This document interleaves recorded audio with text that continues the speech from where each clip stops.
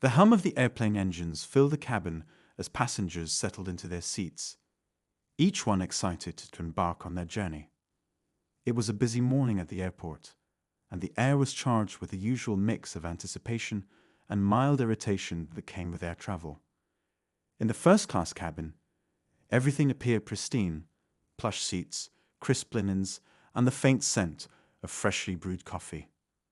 It was supposed to be a space of comfort and luxury, a place where all passengers were treated with respect.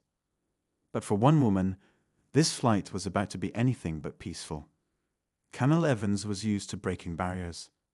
A confident, accomplished black woman in her late 30s, she had worked tirelessly to achieve her position as a high-ranking executive at a prestigious tech firm.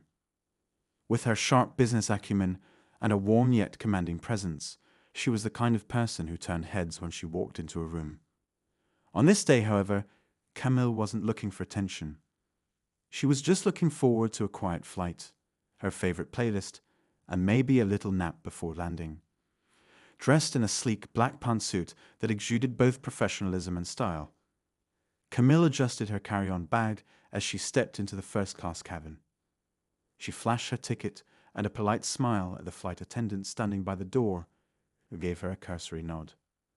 The attendant, a woman in her early 40s named Lauren, seemed distracted, her eyes scanning the boarding line behind Camille as though she had somewhere more important to be. Camille didn't think much of it. She found her seat near the window, tucked her bag neatly under the seat in front of her, and leaned back to take in the surroundings. This wasn't her first time flying first class, but she always appreciated the experience. The space, the service. It was a small luxury she had earned through years of hard work. As the last of the passengers boarded, the flight attendants began their pre-flight routines. Camille noticed Lauren again, moving briskly through the cabin, offering drinks and small smiles to the other passengers. When Lauren finally reached her row, Camille requested a pair of the complimentary noise-cancelling headphones provided to first-class passengers. Lauren paused, her expression tightening ever so slightly. "I'll check on that for you," she said, her tone clipped. Camille nodded, assuming it was a simple oversight. She settled back in her seat, confident that the matter would be resolved quickly. Minutes passed. Camille noticed that other passengers in the cabin were already receiving their headphones, slipping them on as they prepared to relax. Lauren returned to Camille's robe, but avoided making eye contact, attending to the passenger seated next to her instead. Camille decided to politely follow up. "Excuse me," she said, her voice calm and steady.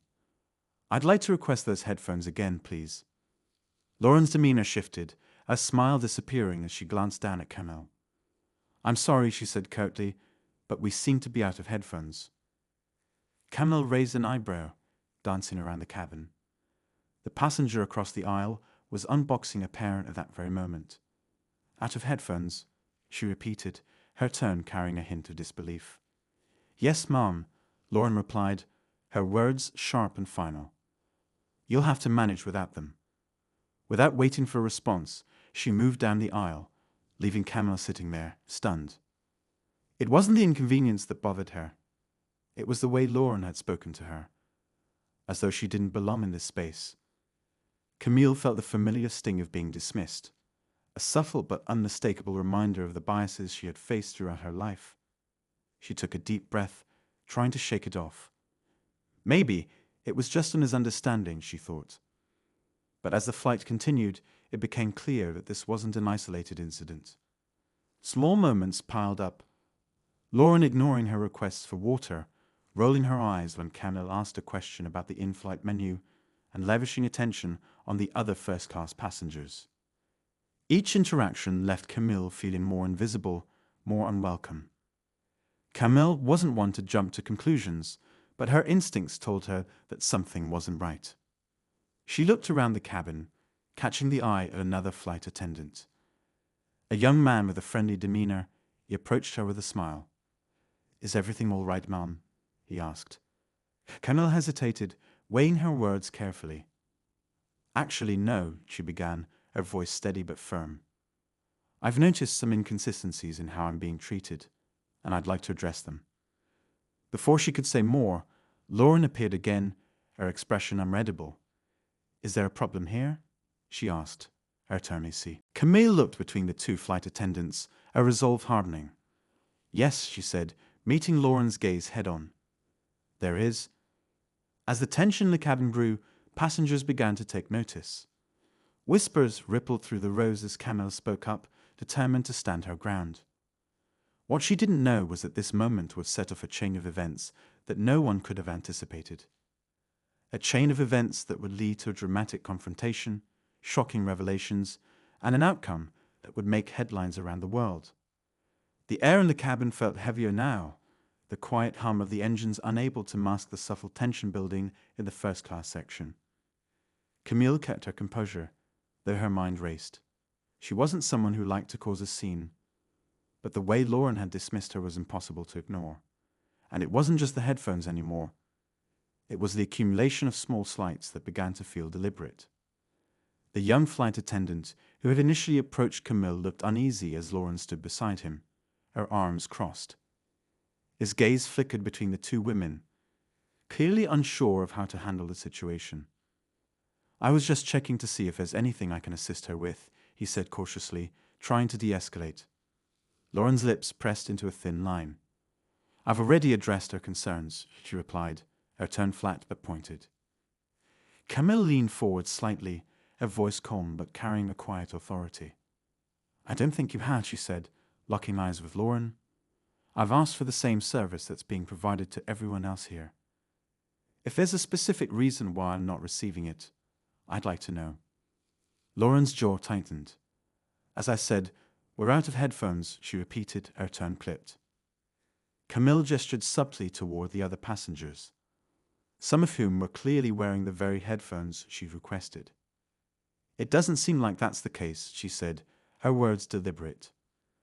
The murmurs in the cabin grew louder. A few passengers glanced over, curiosity piqued by the growing tension. One man across the aisle, an older gentleman in a tailored suit, raised an eyebrow as he observed the interaction. Another passenger, a young woman scrolling through her phone, shot Camilla's sympathetic look before quickly turning away. Lauren's composure began to falter. "Ma'am, I'm going to ask you to lower your voice," she said, her tone bordering on condescending. Camilla's expression didn't waver. "I'm not raising my voice," she replied evenly. "I'm asking for fair treatment." The young flight attendant shifted uncomfortably, clearly caught in the middle of something he hadn't anticipated. "Maybe I can check the inventory again," he offered, his voice tentative. Lauren shot him a sharp look. "That won't be necessary," she said firmly, cutting him off. Camille noted the exchange, her frustration mounting. She wasn't one to make assumptions without evidence, but the dynamic unfolding before her was becoming harder to ignore. It wasn't just about the headphones anymore. It was about the principle. She leaned back in her seat, her mind flashing back to past experiences that felt all too familiar. There were the subtle comments in boardrooms, the extra scrutiny at high-end stores, the sideways glances when she entered certain spaces. Camille had spent her life navigating these moments, learning when to pick her battles and when to let things go. But this time, something in her refused to stay silent. As the flight attendants moved away, Camille noticed the older gentleman across the aisle watching her. His expression was curious, not unkind, and after a moment, he leaned slightly toward her. "Everything all right over there?" he asked, his voice low enough not to draw attention. Camille hesitated, unsure how much to say. "Just a bit of an issue with the service," she replied, keeping her tone neutral. He nodded knowingly, as if he'd seen similar situations play out before. "Well, don't let them push you around," he said, his tone firm but encouraging. "You have every right to ask questions." His words, though simple, gave Camille a small boost of confidence. She wasn't imagining things, and she wasn't alone in noticing the imbalance. The flight continued, but the atmosphere in the cabin remained tense.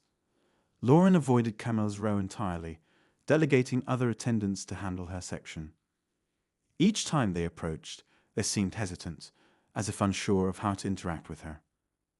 Camille maintained her composure, refusing to let the discomfort show on her face. Then came another subtle jab. As the in-flight meal service began, Camille noticed her tray being placed in front of her without the usual courtesy extended to other passengers. There wasn't a friendly smile, no offer of a beverage refill, just the clatter of the tray hitting the table. Camille sighed quietly, pushing her frustration down once again. She focused on the meal in front of her, but the food felt tasteless, her appetite dulled by the undercurrent of hostility. As the hours ticked by, Camille found herself replaying the events in her mind, dissecting each interaction. She wasn't someone who jumped to conclusions, but there was a pattern here, and it was becoming impossible to ignore. The looks, the tone, the dismissive gestures, they all added up to something she couldn't brush off as coincidence. When the plane finally began its descent, Camille felt a mix of relief and determination. She wasn't going to let this go unnoticed. If she had to, she would file a formal complaint, speak to a supervisor, or even escalate the issue beyond the airline itself.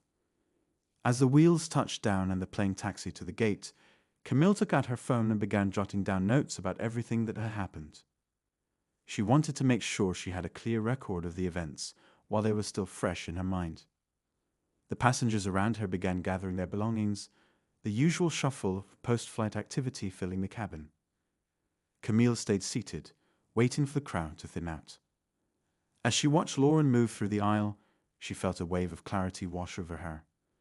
This wasn't just about standing up for herself. It was about setting a precedent, about making it clear that this kind of behavior wouldn't be tolerated. As Lauren passed by, Camille called her attention. "Excuse me," she said, her voice calm but firm. Lauren stopped, her expression guarded. "Yes." "I'd like to speak with your supervisor," Camille said, meeting her gaze directly. Lauren hesitated, clearly taken aback. "Is there something I can assist you with?" she asked, her tone strained. "You've had several opportunities to assist me," Camille replied, her words measured. "I'd like to escalate this matter." The tension between them was palpable, and for a moment it seemed like Lauren might argue, but instead she gave a curt nod. "I'll let them know," she said before walking away. As the passengers began to disembark, Camille stayed seated, her resolve unwavering. She wasn't sure what would come next, but one thing was certain: this wasn't over. What she didn't know was that the events of this flight would spark something much bigger than she had anticipated. By the time she stepped off the plane, the seeds of a confrontation were already taking root, and the fallout would be far more dramatic than anyone could have imagined. Camille stepped off the plane with a measured calm, her mind still churning with everything that had happened. The airport's fluorescent lights reflected off the polished floors as passengers streamed past her, eager to reach their destinations. She had only a carry-on bag, so she wasn't in a rush, but there was a fire in her chest she couldn't ignore. She headed straight for the customer service desk, her heels clicking against the floor with a steady rhythm. As she approached the desk, she noticed a small line of passengers waiting to speak with the airline representatives.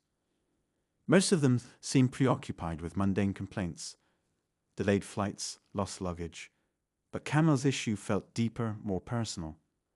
When it was her turn, she stepped forward and met the gaze of the representative, a middle-aged man with tired eyes and a forced smile.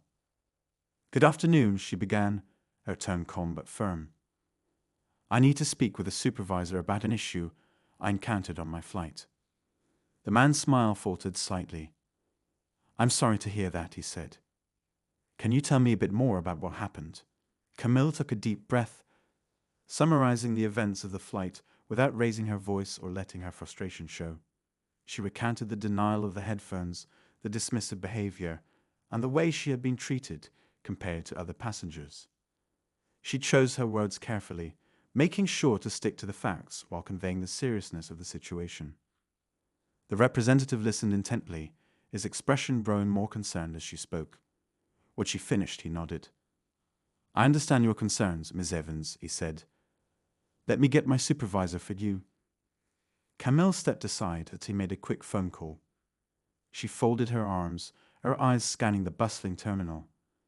Other passengers hurried by, oblivious to the storm brewing just beneath the surface. She couldn't shake the feeling that this was about more than just one flight.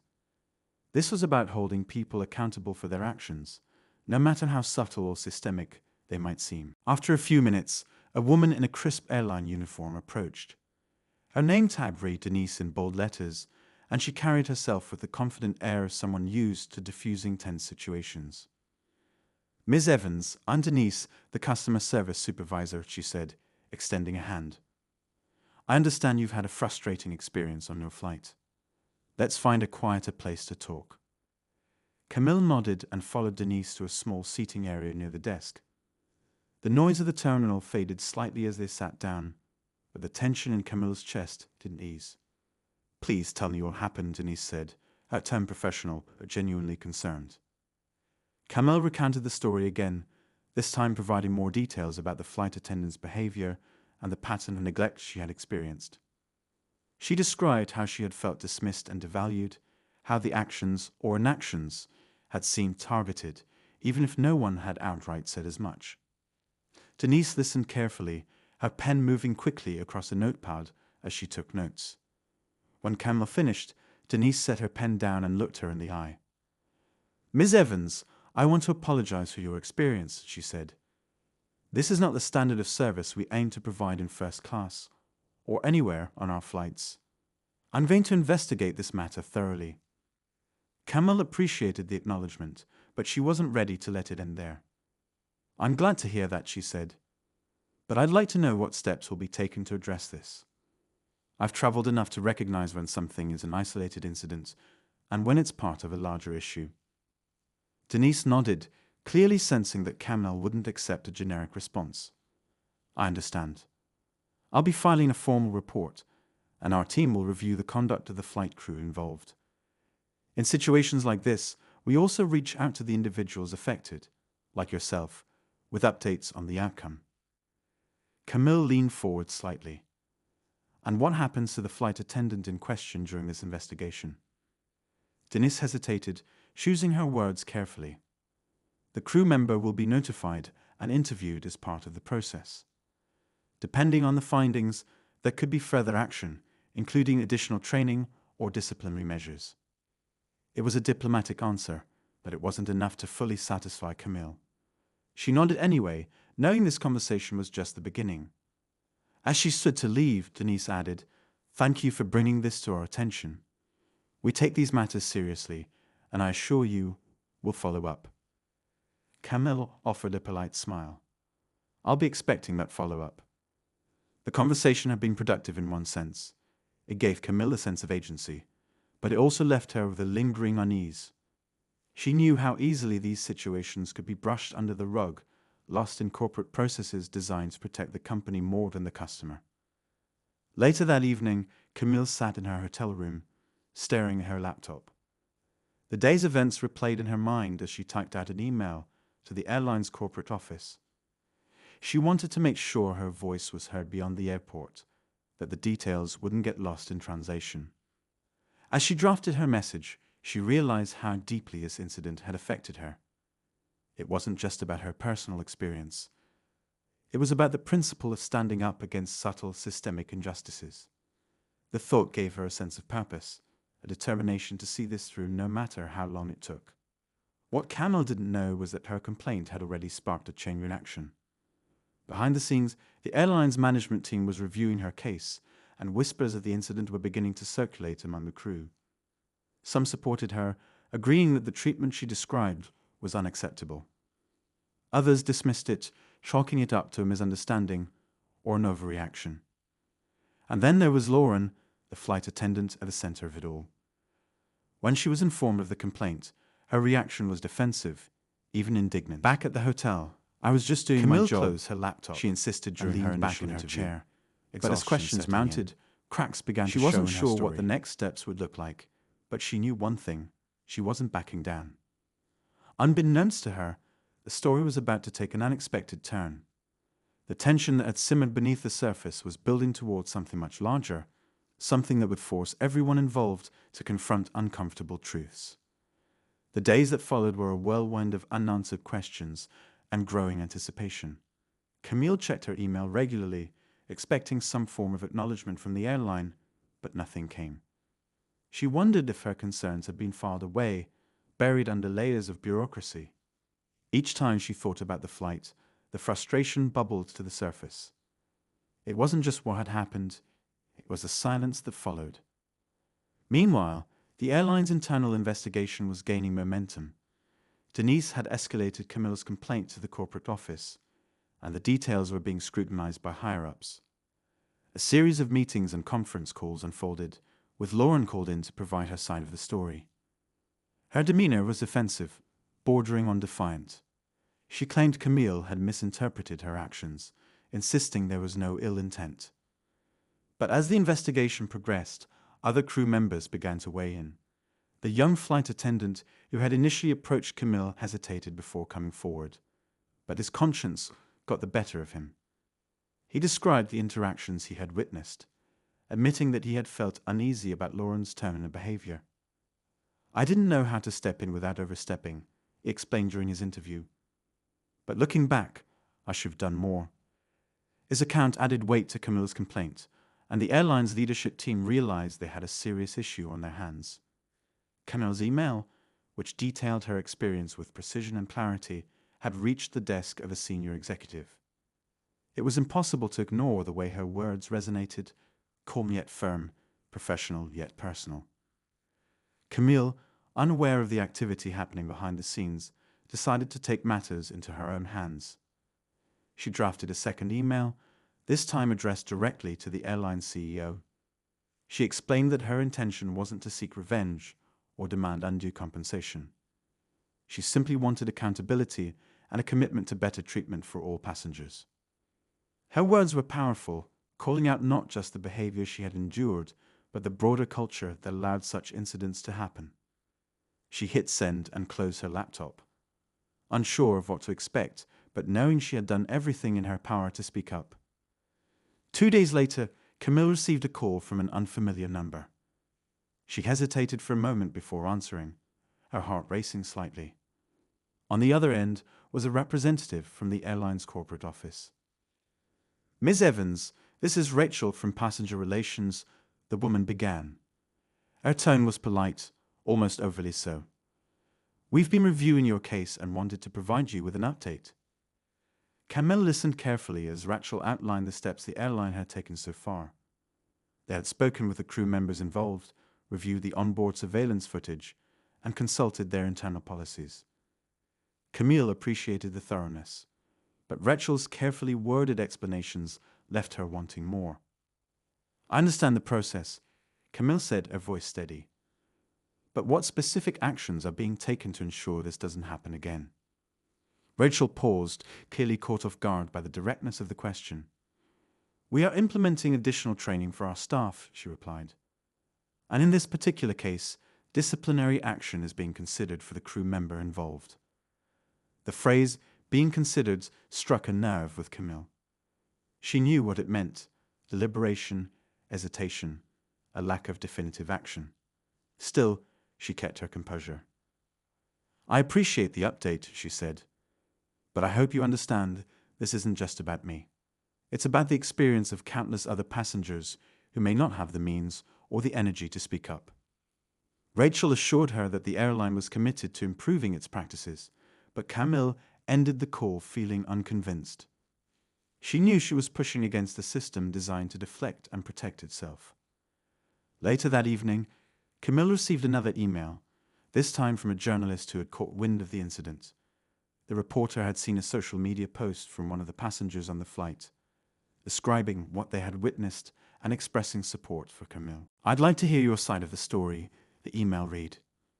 "I believe this could shine a light on an important issue." Camille was hesitant at first. She wasn't sure if going public was the right move, but as she thought about it, she realized it might be her only way to ensure real accountability. She agreed to an interview, setting off a chain of events that would push the story into the spotlight. The next morning, Camille's phone buzzed with notifications. The journalist's article had gone live, detailing her experience and raising questions about the airline's treatment of passengers. The response was immediate and overwhelming. Messages of support poured in from strangers who shared their own stories of mistreatment and discrimination. But not everyone was on Camille's side. Online debates erupted, with some accusing her of overreacting or playing the victim. The backlash stung, but Camilla refused to let it deter her. She reminded herself why she had spoken up in the first place, to stand against injustice, no matter how small or subtle. Meanwhile, within the airline, the pressure was mounting. The public scrutiny forced them to accelerate their investigation, and the higher-ups began to see the incident as a potential PR crisis. Meetings were held, statements drafted, and damage control strategies discussed. Lauren, feeling the weight of the spotlight, began to crumble under the pressure. Her initial confidence had turned to defensiveness, and her colleagues started to distance themselves from her. For the first time, she was forced to confront the possibility that her actions might have crossed a line. As the tension reached a boiling point, Camille received another call, this time from the airline's senior vice president. The woman's tone was serious, almost apologetic, as she invited Camille to a meeting to discuss the situation further. Camille agreed, knowing that this conversation would be a turning point. The stakes had never been higher, and she could feel the weight of not just her own experience, but the experiences of so many others resting on her shoulders. When she arrived at the meeting, she was met by a room full of executives, their faces a mix of concern and discomfort.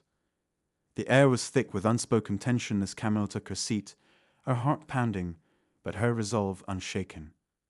She was ready to speak her truth, no matter what came next. The tension in the room was palpable as Camille sat at the long conference table, her gaze steady despite the intimidating surroundings. Across from her, the senior vice president cleared her throat, attempting to exude an air of authority mixed with empathy. Ms. Evans, the VP began, folding her hands neatly on the table. We want to start by apologizing again for your experience. We take these matters seriously, and we're committed to making changes where they are necessary. Camille nodded but remained silent. She had heard similar words before, and knew that actions would speak louder than carefully rehearsed apologies. As the meeting progressed, Camille listened carefully, interjecting occasionally to clarify or emphasize certain points. She noticed how some of the executives avoided eye contact, shifting uncomfortably in their seats when she brought up the broader implications of the incident. It wasn't just about her. It was about systemic attitudes that allowed such behavior to persist. But just when the conversation seemed to be heading toward a predictable conclusion, the door to the conference room opened unexpectedly. A younger woman in business attire stepped in, clutching a folder to her chest. She looked nervous, almost out of place, but there was a determined glint in her eyes. "Excuse me," the woman said, her voice steady despite the evident tension. "I apologize for the interruption, but I believe this information is relevant to the discussion." The executives exchanged puzzled glances, and the VP frowned. "Who are you?" she asked, her tone sharp. "I'm Mia," the woman replied. "I'm part of the internal compliance team. I've been reviewing employee conduct records, and I found something you all need to see." Camille's interest piqued as Mia placed the folder on the table and opened it to reveal several documents. "During the investigation, I looked into the history of complaints involving the crew on Ms. Evans' flight. What I found is troubling." Mia paused, her eyes scanning the room before continuing. "The flight attendant in question, Lauren, has been the subject of multiple complaints over the past year.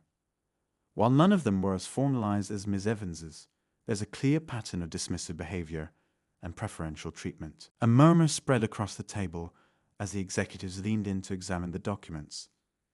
Camille sat back, absorbing this new information. It was a revelation she hadn't anticipated, but one that added weight to her concerns. The VP's expression hardened as she flipped through the pages. "Why wasn't this flagged sooner?" she asked, her voice tight. Mia hesitated. It appears that some of the complaints were filed informally or didn't reach the level of formal investigation. But with Ms. Evans' case bringing this to light, it's clear there's a deeper issue. Camille felt a surge of vindication, but also a growing sense of unease. If Lauren had a history of such behavior, why had she been allowed to continue working without intervention? The implications were troubling, not just for her case, but for the airline's entire approach to accountability. The VP turned her attention back to Camille, her expression softer now. "Ms. Evans, I can't begin to express how sorry we are. It's clear we failed not just you, but other passengers as well. I promise you, this will be addressed. Camille appreciated the acknowledgement, but she wasn't ready to let them off the hook. I'm glad to hear that, she said, her voice calm but firm. But promises need to be backed by action. I want to know exactly what steps will be taken to ensure this doesn't happen again. Before the VP could respond, another executive, an older man with a stern demeanor, spoke up. With all due respect, he said, his tone skeptical, we need to be careful about making assumptions. A pattern doesn't necessarily mean wrongdoing. We should focus on the facts. The room fell silent as Camille locked eyes with the man. The facts are clear, she said, her voice unwavering. This isn't about assumptions. This is about holding people accountable for their actions. The tension in the room was thick as the executives exchanged uneasy glances. It was clear that not everyone was on the same page, and the divide only added to the growing sense of conflict. As the meeting continued, another twist came to light. Maya revealed that an anonymous whistleblower within the airline had come forward with additional information. They claimed that Lauren had been protected by a supervisor who had a history of dismissing complaints, particularly those involving passengers of color. The revelation hit Camilla like a wave. It wasn't just about one flight attendant. It was about a culture that allowed such behavior to fester unchecked. The stakes had just been raised, and Camilla realized this fight was bigger than she had imagined. As the meeting drew to a close, the VP promised a thorough overhaul of the airline's complaint system and additional training for all staff. But Camille left the room with mixed emotions. She had forced the airline to confront its flaws, but the road to real change still felt uncertain. Outside the conference room, Mia caught up with Camille, her expression earnest. I just want you to know, she said quietly, there are people inside this company who want to do the right thing. Don't stop pushing. Camille nodded, her resolve strengthened. The fight wasn't over, and she wasn't backing down. What she didn't know was that the next step in her journey would bring an even greater challenge, and an unexpected ally. The week after the meeting felt like a blur for Camille. Her story had gained traction online, and more people were coming forward with their own experiences. Each new message or post she read added fuel to her determination. But with the growing attention came scrutiny, and Camille knew she had to remain focused on her goal: accountability and meaningful change. Then, unexpectedly, Camille received an invitation to speak at a press conference organized by a passenger rights group. The group had been following her case and saw it as an opportunity to highlight systemic issues in the airline industry. At first, Camille hesitated. She wasn't someone who sought the spotlight, but the more she thought about it, the more she realized this was a chance to amplify her voice. When the day of the press conference arrived, Camille stood at the podium, facing a room full of journalists and flashing cameras. She took a deep breath, her words struck a chord, and the press conference "This isn't just about me," she began. News outlets picked up the story, and public pressure "This is about ensuring that every passenger is treated with dignity." The company released a statement, no matter who they are, acknowledging their shortcomings and announcing a series of measures to address the issues raised by Camille and others. They promised to revamp their complaint process, implement mandatory diversity and sensitivity training for staff, and review past cases for patterns of misconduct. But just when it seemed like the story was reaching its resolution, an unexpected twist came to light. A confidential source leaked an internal memo from the airline, revealing that the disciplinary actions against Lauren had been delayed intentionally.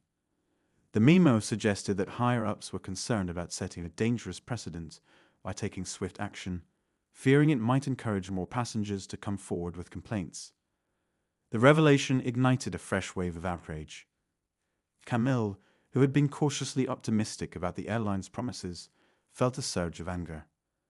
It was a stark reminder of the uphill battle she was fighting. A battle against not just individual actions, but an entrenched system of complacency and self-preservation. Determined to confront the issue head-on, Camille reached out to Mia, the compliance officer who had supported her during the investigation.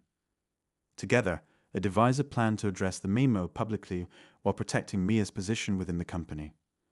Mia agreed to anonymously corroborate the authenticity of the memo, adding credibility to Camille's claims. The final blow came when another whistleblower, a senior manager who had recently left the airline, stepped forward with more damning evidence. They revealed that the airline had a history of suppressing complaints, particularly those involving racial discrimination. The manager provided documents and emails that showed how complaints were often dismissed or downplayed to protect the company's reputation. Faced with mounting evidence and public pressure, the airline's board of directors took decisive action. Lauren was terminated, along with the supervisor who had shielded her. Several other executives were also forced to step down, including the VP, who had assured Camille that her case would be handled appropriately. For Camille, the resolution was bittersweet. She had achieved what she set out to do, shining a light on systemic issues and holding people accountable. But the journey had taken an emotional toll. As she reflected on everything that had happened, she realized that her story had become bigger than herself. It was a catalyst for change, inspiring others to speak up and demand better treatment. On a quiet evening, as Camille sat on her balcony scrolling through messages of gratitude and support, her phone buzzed with a new email. It was from the airline's new CEO, who had taken over in the wake of the scandal. "Dear Ms. Evans," the email began, "I want to personally thank you for your courage and determination. Your efforts have exposed serious flaws in our organization, and while we can never undo the harm caused, we are committed to rebuilding trust and ensuring no passenger ever feels the way you did. Please know that your voice has made a difference." Camille smiled, a sense of closure washing over her. She replied simply, "Thank you for listening. That's the first step toward real change." As she closed her laptop, Camille couldn't help but feel a renewed sense of purpose. She knew the fight for justice was never truly over, but she also knew the power of one voice, her voice, to spark a movement. And in that moment, she felt ready to face whatever challenges lay ahead.